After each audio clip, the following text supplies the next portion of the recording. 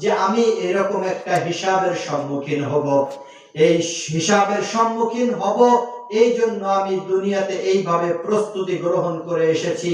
আর আজকে আমার আমলনামা দেখো কত সুন্দর হয়েছে। ফাহুয়া ফি ঈশাতির রাদিয়া, ওই ব্যক্তি সে অত্যন্ত সুন্দর আনন্দদায়ক একটা জান্নাতের ভিতরে সে জীবন যাপন করবে। ওয়া আম্মা মান উতিয়া কিতাবাহু বিশিমালি ফায়াকুলু ইয়া লাইতানি লাম উতা কিতাবিয়া, আর যে সমস্ত ব্যক্তিদেরকে বাম হাতে আমলনামা দেওয়া হবে, ফাআম্মা মান উতিয়া কিতাবাহু বিশিমালি ফায়াকুলু ইয়া লাইতানি লাম উতা কিতাবিয়া, তখন তারা ওই আমলনামা দেখে আফসোস করে বলতে থাকবে, ইয়া লাইতানি লাম উতা কিতাবিয়া, যদি আমাকে এই আমলনামা আমার সামনে পেশ না করা হতো তাহলে এটা আমার জন্য খুব ভালো হতো। আমার আমলনামা যদি আমার সামনে যদি পেশ না করা হতো তাহলে আমার জন্য কতই না ভালো হতো।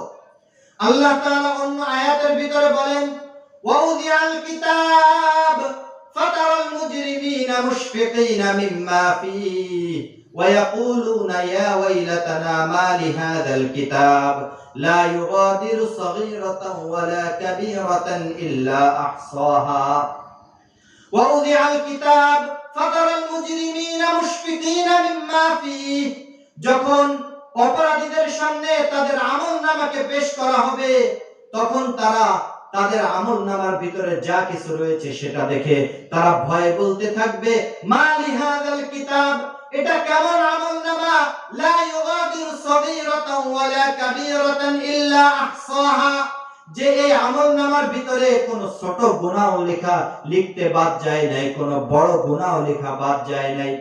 ইল্লা আহসাহা ওয়া ওয়াজাদু মা আমিলু হাযিরা, তারা তাদের যত আমল রয়েছে তারা সব কিছু ওই আমলনামার ভিতরে দেখতে পাবেন।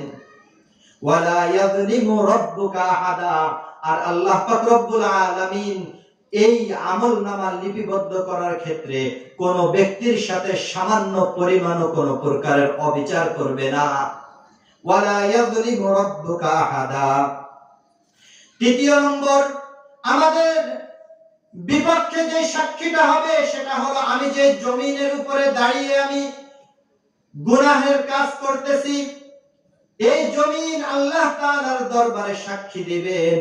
ইয়াউমাইদিন তুহাদ্দিসু আখবারাহা, এই জমিন কিয়ামতের ময়দানে তার উপরে বসে যেই সকল কৃত কর্ম করা হয়েছে, যা কিছু